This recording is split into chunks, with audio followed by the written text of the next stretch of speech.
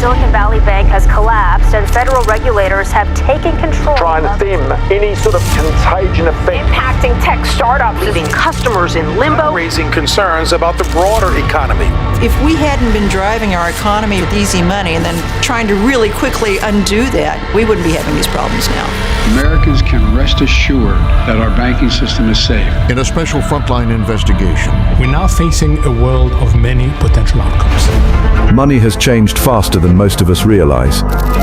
Every financial function had failed, and we had to restore them. Do you think it was a radical policy? I most certainly did think it was a radical policy. Did the Fed inject money into the economy? About recent government stimulus program. It's no longer tied to brick and mortar banks or even physical cards. It's supposed to be our democratic institutions that do that, not the central bank.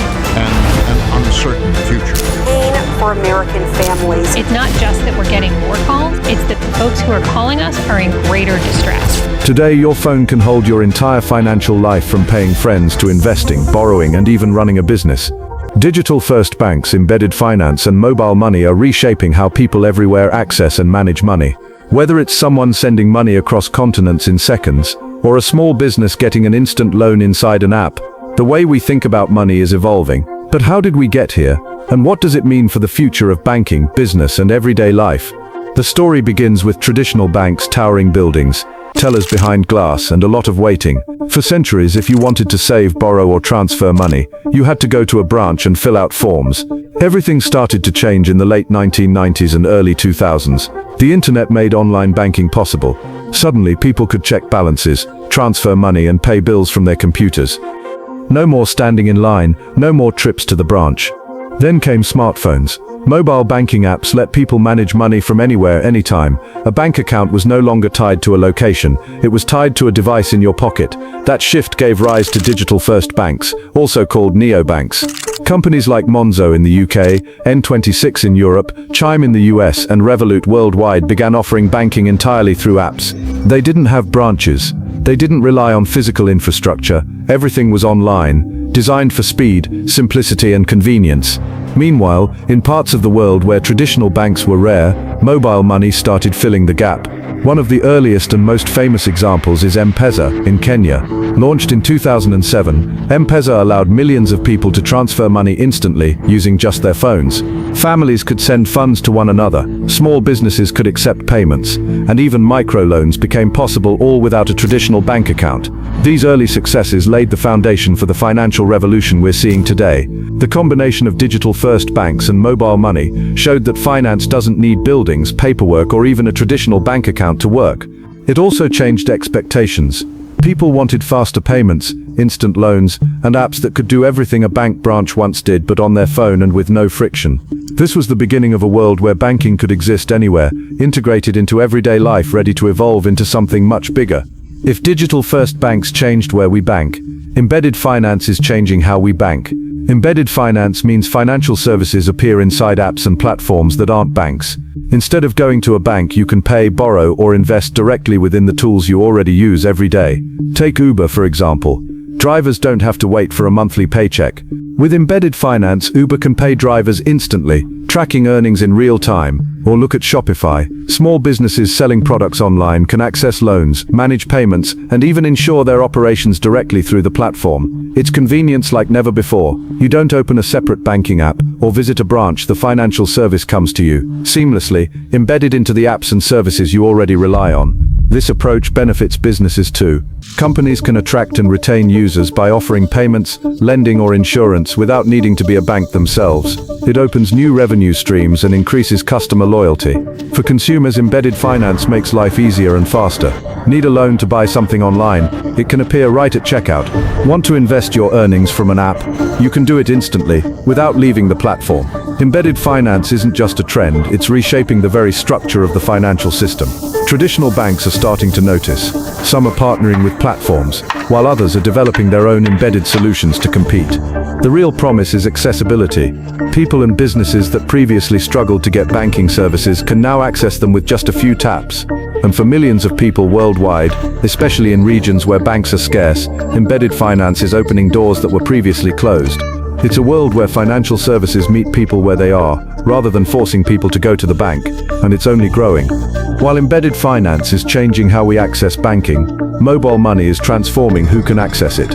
In many parts of the world, traditional banks are rare or difficult to reach, but mobile phones are everywhere. Mobile money platforms turn a simple phone into a bank account, letting people send, receive, and save money without a physical branch. One of the earliest and most successful examples is M-Pesa in Kenya.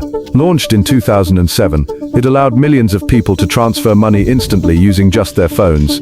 Families could send funds to one another, small businesses could accept payments, and even microloans became possible, all without a traditional bank account.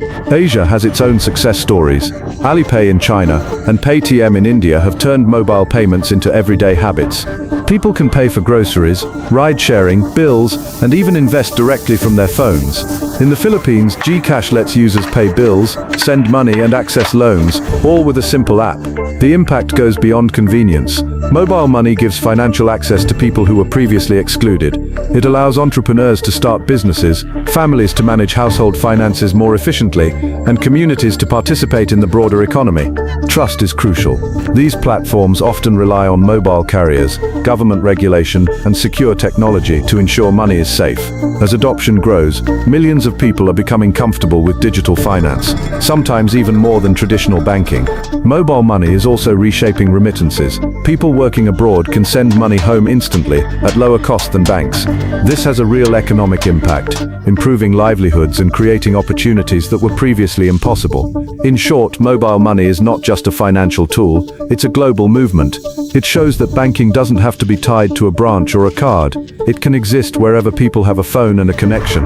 As powerful as digital-first banks, embedded finance, and mobile money are, they also come with challenges. Governments and regulators are still catching up. Financial rules that were built for traditional banks don't always fit these new systems.